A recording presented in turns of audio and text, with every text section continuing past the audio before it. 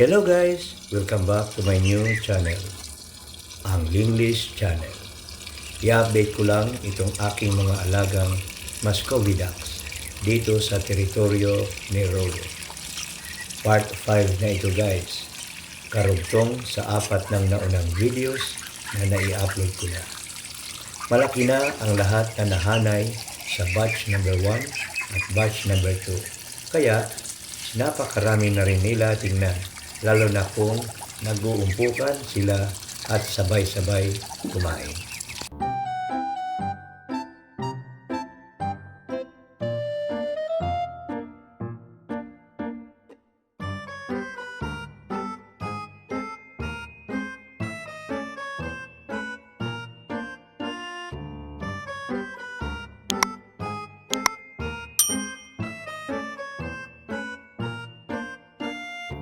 Feeding time na.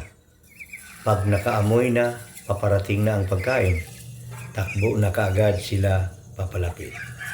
Agawan at mag-uunahan na kaagad sa pwesto, lalong-lalo na itong mga kasama sa batch number 1 and batch number 2. Ang tatakaw nila parang walang kabusugan. Likas talaga sa mga ito ang ipinanganak na matakaw sa pagkain. By the way, bukod kay Vivian na naglilimlim na last September 8 pa, ay meron na naman palang ng itlog na 2 inahin. Hindi pa ma-identify kung sino-sino ito at ang masaklap kasi yung isa ay nakishare at humalo pa sa isa na naunang ng itlog.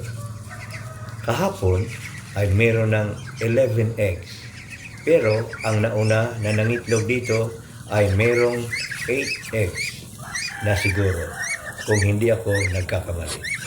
Bali, naka 3 eggs na rin itong humalo. Parihas silang hindi pa na-identify. Anyway, malalaman rin yan. Sa ngayon, inihiwalay ko muna ang 3 eggs na humalo. Kailangan mabigyan ng atensyon ang naunang ng itlog kasi siya yung unang maglilimlim. Nasa katabing pugad lang naman inihiwalay ang 3 eggs. Kung sakali maglilimlim na itong naunang ng itlog, ay hindi na mahirap paghiwalayin sila dahil nakaseparate na ang ibang itlog. I-update ko na lang kayo ulit guys sa iba pang kaganapan at sa susunod pa na magaganap dito sa The Lizard Village.